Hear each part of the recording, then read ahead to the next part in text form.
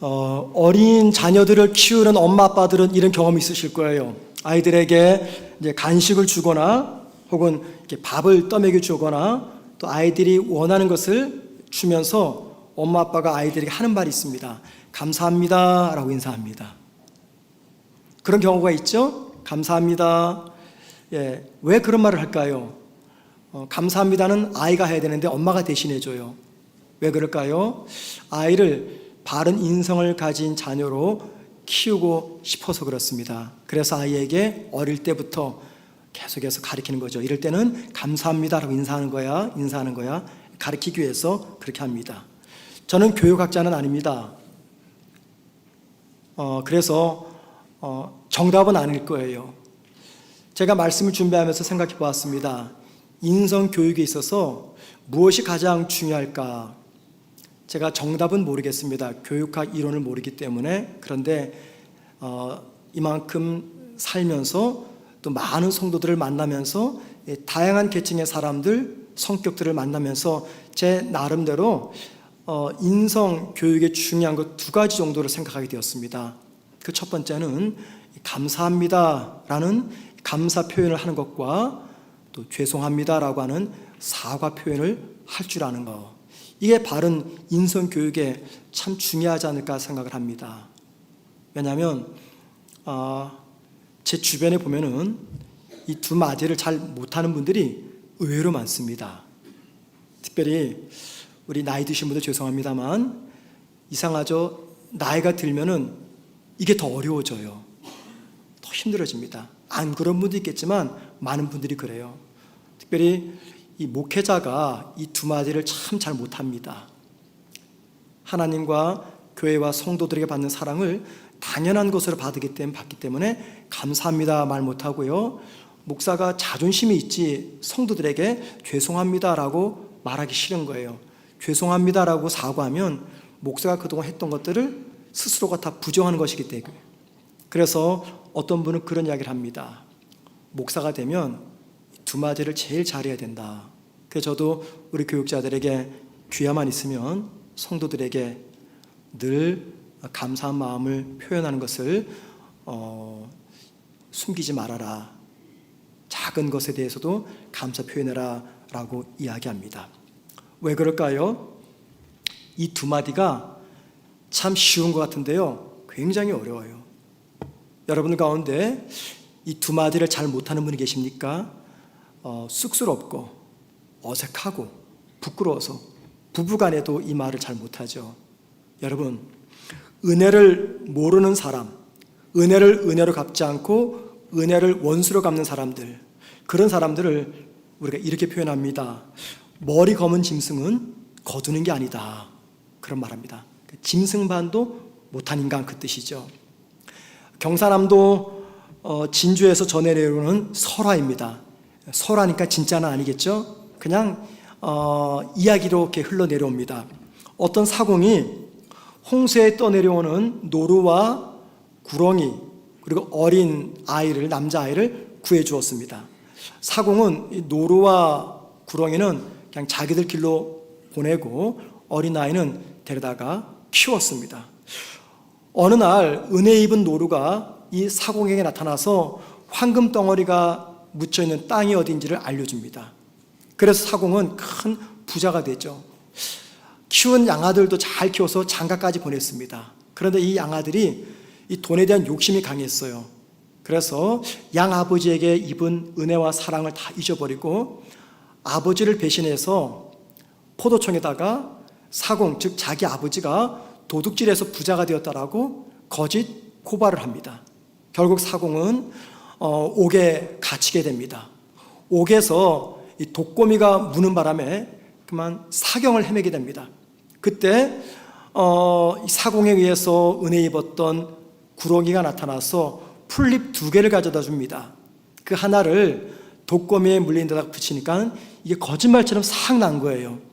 하나가 남았잖아요. 사공이 생각할 때 이건 효염이 대단한 약초구나 생각해서 잘 보관하고 있었습니다.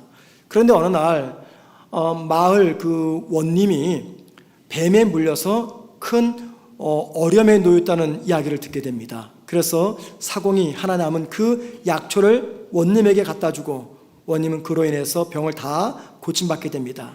너무 고마워서 원님이 사공을 만나 고마움의 표시를 하고 물어보았습니다. 왜 옥에 갇혔냐고.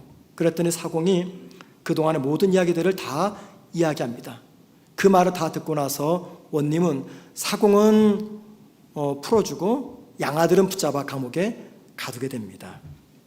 여러분, 이런 이야기는 우리 주변에 참 많죠. 뭘 강조하는 겁니까?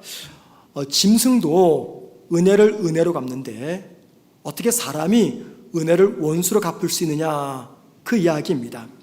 이 외에도요, 인간에게 받은 사랑과 은혜를 보답하기 위해서 인간을 위해서 자기 목숨을 던지는 그런 짐승들 이야기, 우리가 심심찮게 주변에서 들을 수가 있습니다. 사람을 짐승에 비교하면요, 대단히 불쾌합니다. 이 짐승만도 못한 인간, 이 개만도 못한 인간이라는 말을 들으면 정말 화가 나죠. 그런데 여러분, 종종 사람이 짐승보다 못할 때가 있어요. 그때 뭐라고 이야기합니까? 머리가 없는 짐승은 거두는 게 아니다, 그런 이야기를 합니다. 머리가 없는 짐승은 거두는 게 아니다, 또는 짐승만도 못한 인간이라는 표현 언제 씁니까? 은혜를 은혜로 갚지 않고 은혜를 원수로 갚을 때 이런 표현을 씁니다. 우리 인간 사회 속에서 사용되어지는 표현이죠. 여러분, 우리가 우리를 보면서 이런 표현을 쓰는데 하나님께서 우리를 보실 때는 어떠실까요? 제가 자신 있게 말씀드릴 수 있을 것 같아요.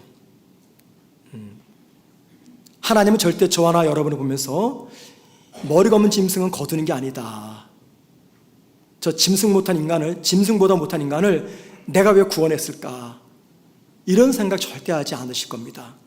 절대 하지 않으실 거예요. 그런데 만약 이 만약이라는 말을 꼭 기억하십시오. 만약 하나님이 저와 여러분을 바라보시면서 이렇게 말씀을 하신다면 그때는 언제일까요? 우리 보시면서 머리가 없는 짐승은 구원시키는 게 아니야, 저 짐승만도 못한 인간, 내가 저것을 구원했다니 후회된다. 만약에 하나님께서 하신다 그러면 하진 않겠지만 언제일까요? 저는 생각해 보았습니다. 어쩌면 그때가 하나님께 받은 사랑과 은혜에 대해서 우리가 잊어버리고 감사하지 못할 때가 아닌가. 제가 이렇게 생각하는 이유가 있습니다. 자, 여러분, 하나님이 인간을 창조하셨죠. 그 목적이 무엇입니까? 하나님께서 인간을 창조하신 목적은 당신이 창조한 인간을 통해서 영광을 받기 위함이었습니다. 자, 인간이 하나님께 영광을 돌린다는 것, 이게 무엇입니까? 간단합니다. 하나님을 하나님으로 인정해 드리는 것입니다.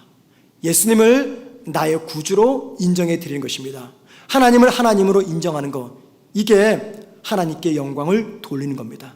그러면 여러분, 우리가 하나님을 하나님으로 인정해 드리면 자연스럽게 우리의 입에서 무엇이 터져 나올까요? 감사의 고백입니다. 감사의 고백. 하나님을 하나님으로 인정하면 자연스럽게 나오는 고백이 바로 이 감사입니다. 그런데 문제는 뭐냐면 이 당연스러운 감사의 표현, 이 자연스러운 감사의 표현을 저나 여러분이 하나님께 드리지 못할 때가 너무나 많다는 것입니다. 그래서 서양 격언 중에 이런 말이 있어요. 가르치기 가장 어려운 수학 문제는 받은 복을 세어보는 것이다 라고 말합니다. 여러분, 이 말이 무슨 말입니까? 저와 여러분이 하나님께 은혜를 받았는데 받은 은혜에 대해서 감사하는 것이 이게 얼마나 힘이 들고 어려운 문제인가를 보여주는 말입니다. 그러면 여러분, 이 감사하는 일이 왜 어렵고 힘들까요? 어쩌면 여러분들이 이렇게 말씀하실 거예요. 그거야, 감사의 조건이 없기 때문에 감사하기가 힘들고 어려운 건 아닙니까? 이렇게 말씀하실 겁니다. 그런데 여러분, 아닙니다. 엄밀히 말하면 우리가 감사하지 못하는 이유는요, 감사할 조건이 없어서가 아니라 감사를 깨달을 수 있는 능력, 감사를 생각해내는 능력이 우리에게 없기 때문입니다. 영어 단어 중에 think라는 단어가 있죠. think. 뜻이 뭡니까? 생각하다, 그 뜻이에요. 또 영어 단어 중에 thank라는 말이 있습니다. thank you. 그 뜻이 뭡니까? 감사합니다. 그 뜻이에요. think와 thank가 스펠링이 비슷해요. 또 발음도 비슷합니다. 왜 그런지 아십니까? 이 두 단어는요, 같은 어원에서 나왔어요.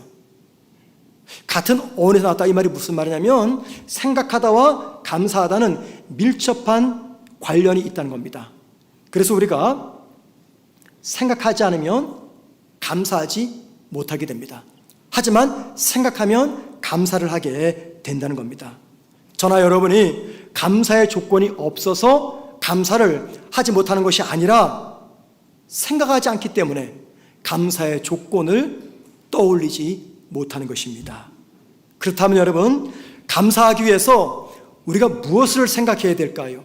감사하기 위해서 가장 본질적인 것, 다른 거 말고 가장 본질적인 것, 그건요, 나는 하나님 앞에서 누구인가 라는 것을 생각해내는 것입니다.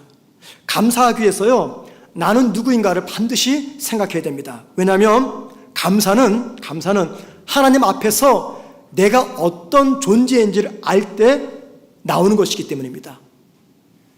하나님 앞에서 자신이 어떤 존재인지를 모르면 그분의 입에서는요, 하나님을 향한 진실된 참된 감사는 나오지 않습니다.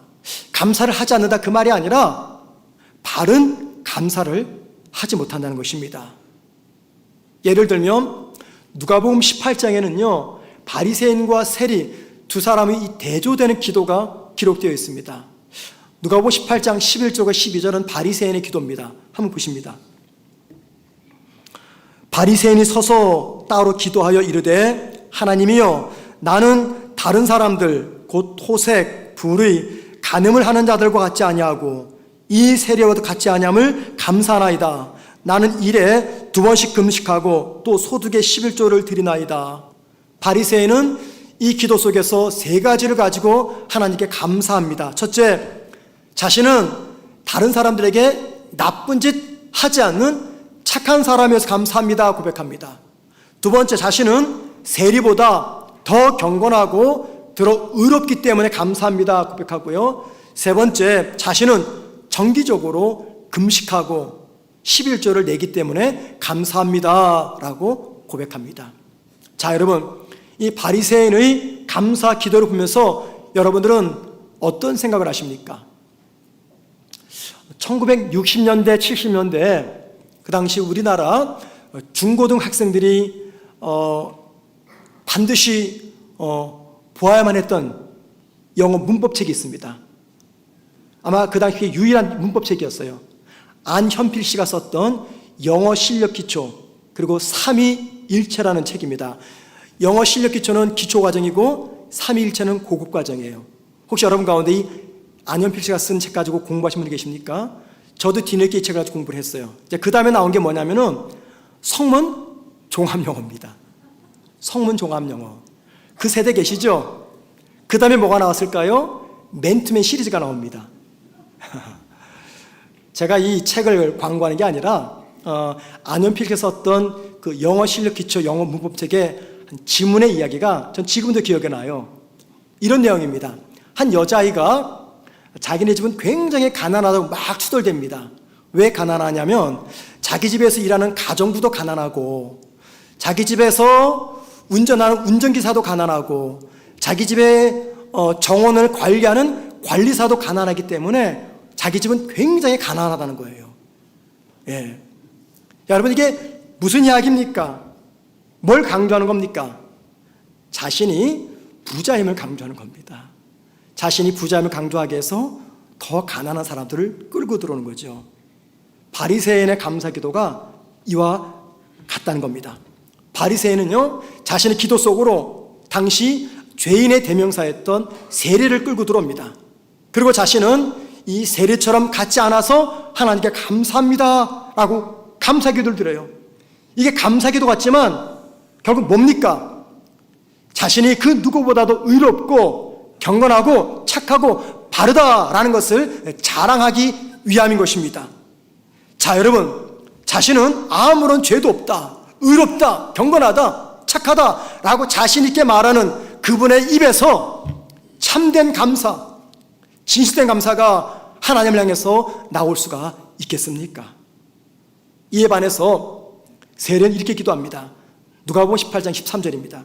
세리는 멀리 서서 감히 눈을 들어 하늘을 쳐다보지도 못하고 다만 가슴을 치며 이르되 하나님이여 불쌍히 여기소서 나는 죄인으로소이다. 자신을 끔찍한 죄인이라고 고백합니다. 얼마나 끔찍한 죄인이면은 두 눈 뜨고 하나님 계신 하늘을 쳐다볼 수가 없다라고 고백합니다. 자, 여러분 한번 생각해 보세요. 이렇게 자신에 대해서 끔찍한 죄인이라고 하나님 앞에 너무너무 겸손하게 기도하는 이분의 입에서 감사가 나온다면 그 감사는 어떤 감사이겠습니까? 거짓된 감사입니까? 아니면 참된 감사이겠습니까? 분명히 자신의 삶의 상황을 초월하는, 자신의 삶의 상황과 관계없는 깊은 감사를 이 세리는 하나님께 드렸을 것입니다. 하나님은 바리새인과 세리의 감사 기도 중에 누구의 기도를 받으셨을까요? 누구의 감사를 받으셨을까요? 저는 분명히 말씀드립니다. 세리의 감사는 받으시고 바리새인의 감사 고백은 받지 않으셨을 것이에요. 왜냐하면 자신과 남을 비교해서 자신이 더 거룩하고 의롭고 착하고 아무 문제가 없다라고 자랑하는 이의 이 감사는요, 결코 바른 감사가 될 수가 없기 때문입니다. 하지만 자신을 죄인이라고 고백하는 분의 이 감사는 참된 감사일 수밖에 없습니다. 그리고 자신은 용서받을 수 없는 죄인이다 라고 고백하는 분에게는요, 감사하지 못할 상황은 존재할 수가 없다는 겁니다.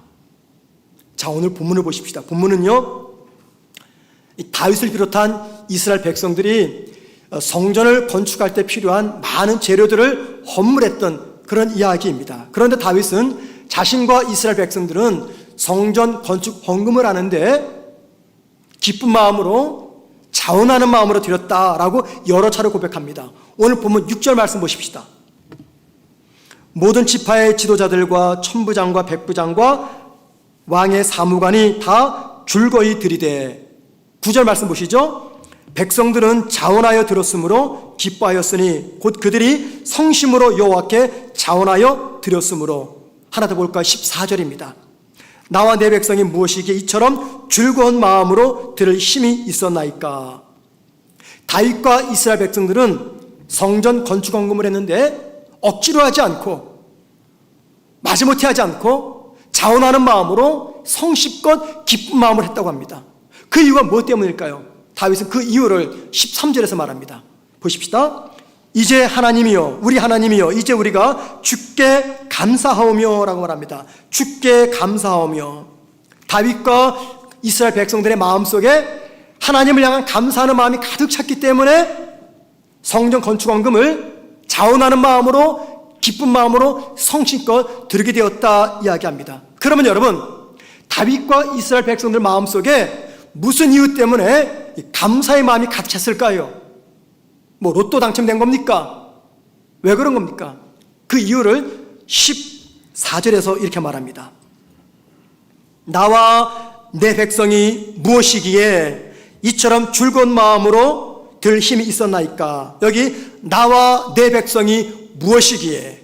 여러분, 다윗의 고백입니다. 하나님을 향한 이 고백이 어떤 고백입니까? 자신을 철저히 낮추는, 아니 자신을 완전히 부인해버리는, 자신을 비하시키는 그런 기도입니다.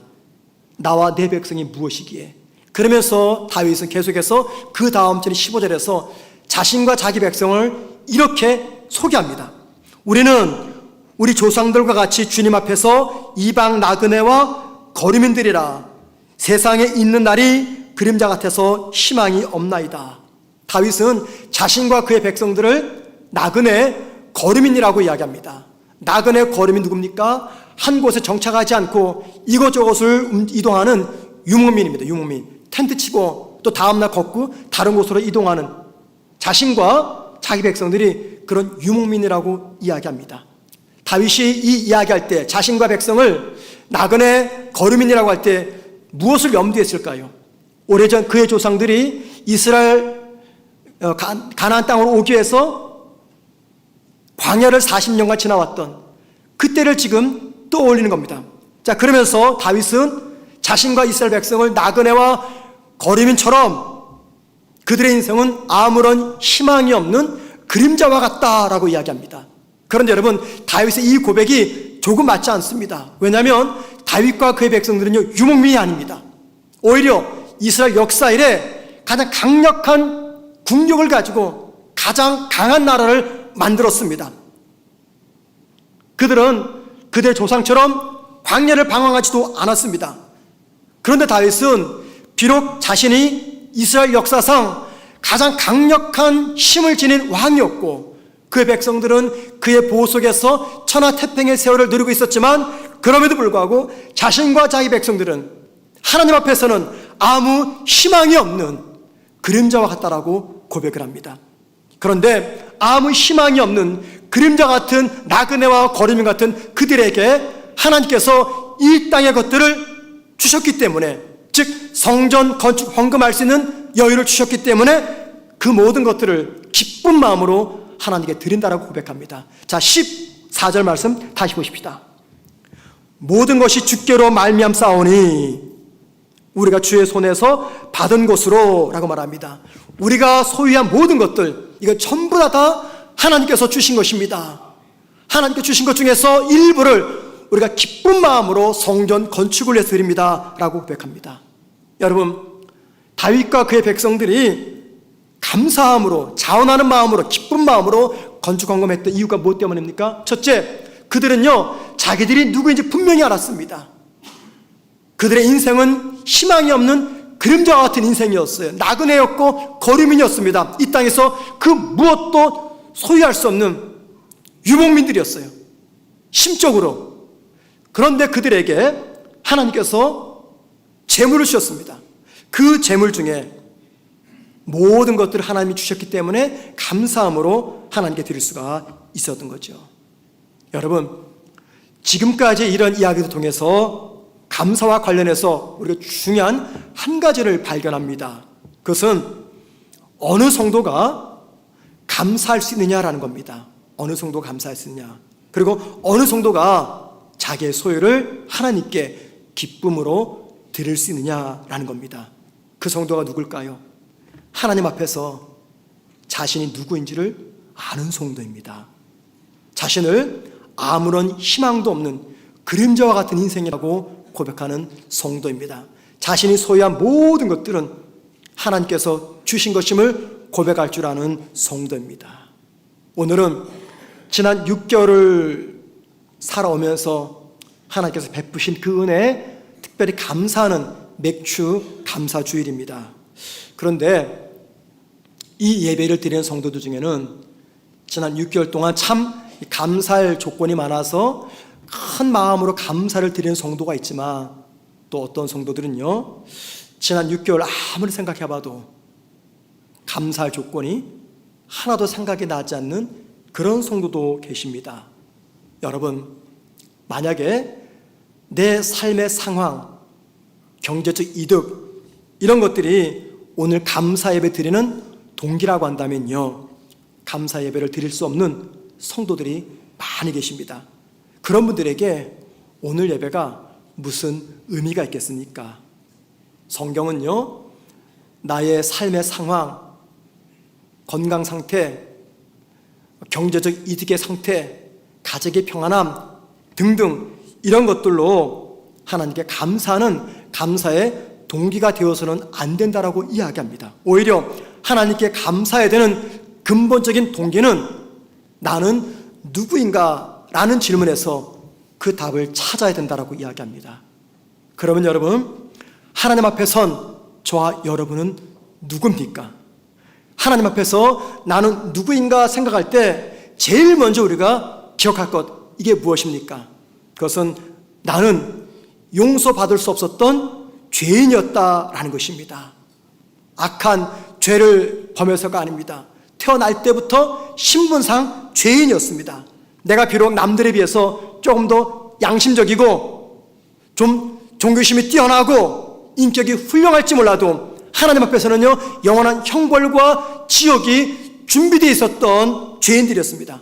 그런 내가 예수 그리스도를 믿어서 구원받은 성도가 되었어요. 자, 여러분, 나에게 구원받을 만한 남다른 선한 성품이 있었습니까? 인격이 뛰어났습니까? 혹은 탁월한 종교심이 있었습니까? 경건의 모습이 있었습니까? 아닙니다. 내가 아직 죄인 되었을 때 예수께서 십자가에서 죽으심으로 나는 하나님의 백성이 되었고, 그런 나에게 하나님은 형벌이 아니라 영생의 선물, 지옥이 아니라 천국의 선물을 주셨다는 겁니다. 비록 이 땅에서는요, 내 삶이 내 기대만큼 이루어지지 않을 때가 있습니다. 많이 불안정합니다. 흔들립니다. 넘어집니다. 파괴가 됩니다. 하지만 하나님께서 당신을 믿는 성도들에게 약속하신 천국의 소망은요, 어떤 경우에도 파괴되지 않습니다. 흔들리지 않습니다. 견고합니다. 바로 이 이유가 지난 6개월간 내 삶이 어땠는지 상관하지 않고 진심을 다해서 하나님께 감사해야 되는 이유라는 것입니다. 찬송가 305장을 잘 아시죠? 나 같은 죄인 살리신 이라는 찬양입니다. 1절 가사가 이렇습니다. 나 같은 죄인 살리신 주 은혜 놀라워 잃었던 생명 찾았고 광명을 얻었네. 3절 가사입니다. 이제껏 내가 산 것도 주님의 은혜라 또 나를 장차 본향에 인도해 주시리. 자, 여러분, 이 찬양을 우리가 많이 부릅니다. 그런데 이 찬양을 부를 때 딱 두 종류의 성도들이 있어요. 입술로만 찬양하는 성도가 있고요, 온 마음을 다해서 이 찬양을 찬양하는 성도가 있습니다. 자, 여러분, 이 찬양을 입술이 아니라 온 마음을 다해서 찬양하는 성도는요, 누굴까요? 하나님 앞에서 자신이 누구인가를 아는 성도입니다. 자신은 죄인이었는데 예수 그리스도의 십자가 죽음으로 은혜받아 구원받은 성도가 되었음을 아는 성도, 하나님 앞에서 자신이 누구인가를 분명히 아는 성도가 이 찬양을 단지 입술로 부르지 않냐고요, 온 마음을 다해서 이 찬양을 부르게 됩니다. 그리고 이 찬양을 부르는 성도는요, 감사할 수 없는 그 어떤 상황에서도 온 마음을 다해서 하나님께 감사합니다. 예수 믿어 구원 얻은 우리를 가르쳐서 성도라고 이야기합니다. 여러분, 이 성도란 이름에 담긴 개념이 무엇입니까? 성도는 하나님의 뛰어난 사랑과 은혜를 받은 사람이다 라고 하는 개념이 바로 성도라는 호칭에 담겨져 있습니다. 죄로 인해서 영원히 죽을 수밖에 없는 저주와 심판인 대상인 나를 예수를 믿게 하시고 하나님의 자녀로 삼아주시고 천국을 선물로 주셨음을 아는, 그래서 이 은혜를 입은 사람, 바로 그들이 성도입니다. 그리고 이 은혜를 아는 성도의 입에서 자연스럽게 터져나오는 고백이 있다면 다윗 같은 고백입니다. 하나님, 내가 무엇이간데, 내가 무엇이간데. 그리고 이렇게 고백하는 분의 입에서는요, 반드시 진실되고 참된 감사가 나오게 됩니다. 저는 운동을 굉장히 좋아합니다. 지금은 이제 또 체력도 나이도 들어서 많은 것들을 제가 절제하고 있어요. 여러분 기억나시는지 모르겠는데 제가 티를 안 냈거든요. 수년 전에 우리 노회 목사님들이 하도 축구하러 나오라 그래가지고 제가 새벽 예배 마치고 축구장을 갔어요. 가서 이제 몸을 풀고 이제 서로 이제 휘슬이 울면서 경기가 시작됐습니다. 경기가 시작되자마자 5초도 안 돼가지고 제 뒤에 인대가 끊어졌어요. 저한테 공이 오길래 달려가서 차려고 하는데 한 걸음 딱 뒤따가 그냥 쓰러진 거예요. 마치 뒤에서 누가 야구공으로 제 그 허벅지에 확 던져가지고 느끼는 그 통증 있잖아요. 와, 얼마나 아프던지 화가 확 난 거예요. 누가 야구공 던졌냐고 들어보니까 아무도 없어요. 누가 저한테 야구공 던진 것 같아요. 근데 아무도 없어. 나중에 알고 보니 인대가 끊어진 거예요. 그래서 병원에 가서 여기다가 인대를 차고 목발을 집으래요. 근데 저 목발 안 집었습니다, 그때. 왜냐하면 여러분에게 티 안 내려고. 그래서 제가 정말 힘들었어요. 이 강대 설교할 때 지금에서 얘기지만 너무 고통스러웠어요. 그 목발 제 사무실에 여전히 있습니다. 그래서 축구하고 싶을 때마다 제가 그 목발을 보는 거예요. 참자. 예. 이러다 보니까는 더 이상 이제 운동을 못 합니다. 예. 그냥 숨쉬기 운동만 합니다. 여러분, 운동 좋아하시는 분들, 모든 운동에서 가장 중요한 게 뭘까요? 열정이 아닙니다. 자세입니다. 자세. 그런데요, 전문가, 즉 코치에게 운동을 배우면요, 이 자세가 제대로 나옵니다. 제가 수영이나 테니스는 전문가한테 배웠거든요.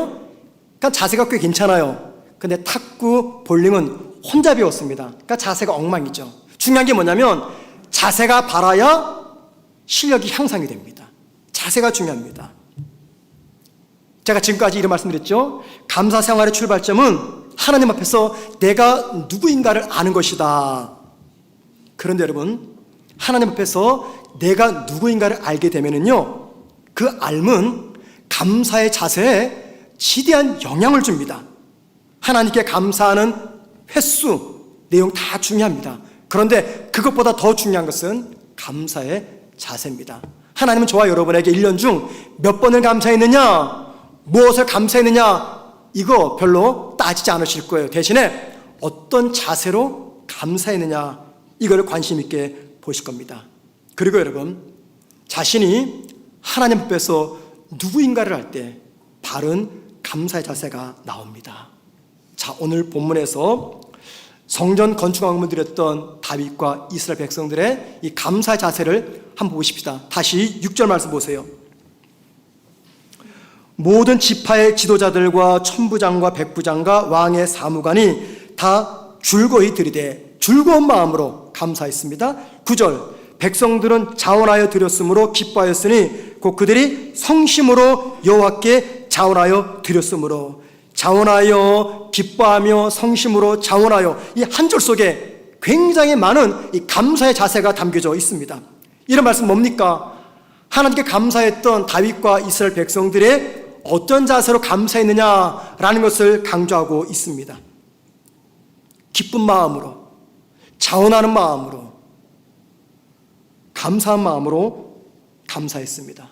기쁜 마음과 자원하는 마음과 즐거운 마음으로 감사하는 다윗의 감사를 하나님께서 어떻게 하셨을까요? 당연히 기쁘게 그 감사를 받으셨을 것이에요. 그 이유는 다윗이 하나님 앞에서 자신이 누구인가를 알았기 때문입니다. 제가 이제 들려드리는 이 이야기는요, 노먼 로이스가 쓴 하나님은 무엇을 원하시는가, 이 책에 기록된 한 에피소드입니다. 이 책에 보면은요, 스탠포드 켈리라는 사람이 나옵니다. 그 사람은 IT에서 오랫동안 사역을 했던 사람이에요.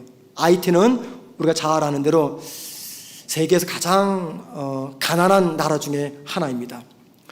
켈리가 사역했던 그 교회에서 어느 해 추수감사절 예배를 드렸습니다. 그때 그 교회 성도들, 즉 IT 사람들이죠, 하나님께 감사헌금을 드렸어요. 그런데 그 감사헌금 중에 그 교회에 나온 한 소년이 헌금을 드렸는데 그 액수가 상당히 컸습니다. 그 아이 나이에 맞게 상황이 볼 때는 드릴 수 없는 헌금이에요. 그 나라의 근로자 3개월 제당되는 액수였습니다. 추수감사절 예배가 끝나고 잠시 뒤에 감사 축하 파티가 있었는데 켈리는 그 파티장에서 이 소년을 찾을 수가 없었습니다.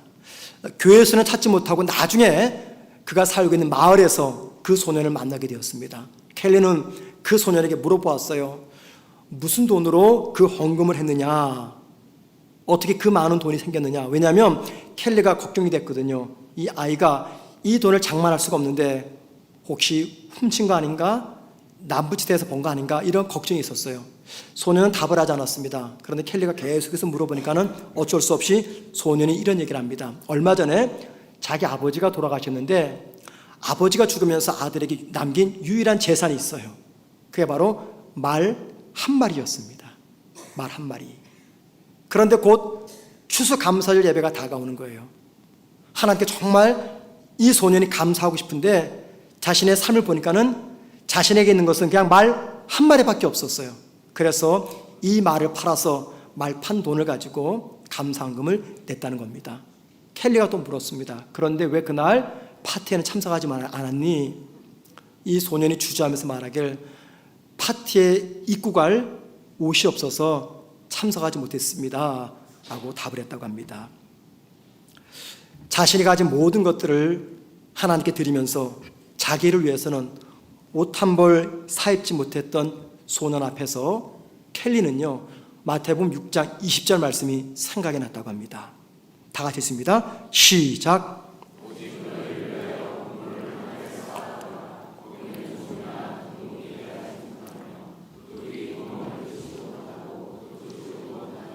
예, 여기 보니 보물을 하늘에 쌓아두라라는 말이 있죠. 보물을 하늘에 쌓아두라. 이 말은요, 억지로라도 헌금해라 그 말이 아닙니다. 우리가 일을 할 때는요, 은퇴 이후의 삶을 위해서 노후를 준비하는 마음으로 저축을 합니다. 근데 그 쉽지가 않죠. 왜냐하면 지금 당장 생활비를 써도 부족한데 이거 은퇴 이후에 쓰려고 저축한다는 것은요, 굉장히 어렵습니다. 그런데도 억지로 해요. 억지로 합니다. 여기 보물을 하늘에 쌓아두라 그 말이 그런 마음을 하는 거, 그런 마음을 해라 그 말이 아닙니다. 즉 천국에 가서 내가 받아 누릴 영광을 위해서 억지로 마지못해 해라 그 말이 아니라는 겁니다. 자원하는 마음으로, 기뻐하는 마음을 해라 그 말입니다. 파티에 참석하기 위해서 옷이 필요했지만 하나님을 위해서 기꺼이 기쁜 마음으로, 자원하는 마음으로 옷과 파티를 포기했던 것처럼 자원해서 기쁜 마음으로 하나님께 감사하라 그 말입니다. 여러분, 불우한 이웃을 위해서요, 우리의 익숙한 구제는요, 얼마든지 칭찬할 만합니다. 그리고 구제가 필요한 사람에게는 이게 굉장히 중요합니다. 하지만 여러분, 하나님을 향한 감사는 익숙한 버릇에서 나와서는 안 됩니다. 익숙한 버릇에서 나오는 억지 감사, 그 감사는 하나님을 기쁘게 해드리지 못합니다. 지난 6개월을 살아왔습니다. 지난 6개월을 돌아볼 때 정말 온 마음으로 감사를 고백하는 성도도 있지만 어떤 성도들 중에는 지난 6개월을 돌아볼 때 하나님을 향해서, 세상과 사람을 향해서 마음의 원망과 분노가 가득 찬 성도들 계실 겁니다. 그리고 여전히 사라지지 않는 삶의 두려움, 염려, 걱정, 근심, 이것들을 가지고 또 하반기를 맞이해야 될 그런 성도도 계실 겁니다. 그래서 나는 감사할 수 없습니다, 이렇게 고백할 수도 있을 것이에요. 여러분, 제가 여러분에게 감사헌금 많이 내시라고 오늘 설교하는 거 절대 아닙니다. 왜냐하면 이미 여러분은 헌금 다 하셨잖아요. 그래서 제가 더 자신 있게 설교를 할 수가 있는 거예요. 만약에 뒤에 헌금 시간이 있다면 저는 오늘 설교 못했을 겁니다. 그런데 이미 헌금을 하셨기 때문에 이 말씀을 드릴 수가 있어요. 우리가 감사할 조건이 없어서 감사 못하는 게 아닙니다. 생각하지 않기 때문에 감사 못하는 거예요. 우리가 한 가지만 생각하십시다.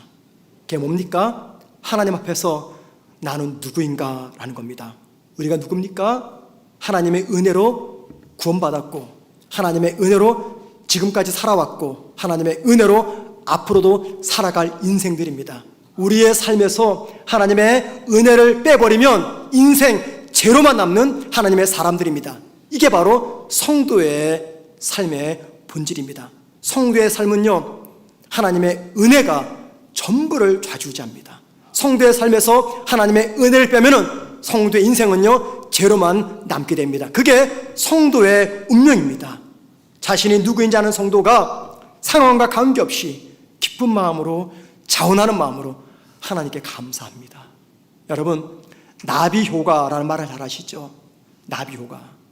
저 브라질의 아마존에서 나비 한 마리가 날개짓하면 저 미국의 중부에 있는 텍사스의 큰 토네이도 태풍이 일어난다는 겁니다. 이게 나비효과입니다. 그러니까는 큰 변화는 작은 변화에서부터 시작이 된다 그 말입니다. 여러분의 삶을 바라보실 때 변화가 필요한 부분이 있습니까? 내 삶을 바라볼 때 좀 변화되었으면 좋겠다 생각되는 부분이 있습니까? 무엇으로 어떻게 그 변화를 일으키시겠습니까? 자신이 누구인지 아는 성도. 그래서 우리 삶에서 아주 작고 사소한 습관 하나만 바꾸게 되면요, 우리 삶에는 엄청난 변화와 파장이 일어나게 됩니다. 그 작고 사소한 습관, 그게 무엇입니까? 감사입니다. 감사. 그래서 감사하는 작은 변화가 내 삶에 놀라운 변화, 하나님의 축복이 임하게 하는 그 통로가 된다는 것입니다. 여러분, 아주 작고 사소한 이 감사의 습관, 이거 하나만 바꿔보십시다. 그러면 이전에 내가 체험하지 못한 놀라운 하나님의 은혜를 내가 경험하게 될 겁니다. 어느 성도가 이 은혜의 보좌 앞으로 나아갑니까? 하나님 앞에서 자신이 누구인지를 정확히 아는 성도입니다. 그런 성도 되기를 주의 이름으로 축원을 드립니다.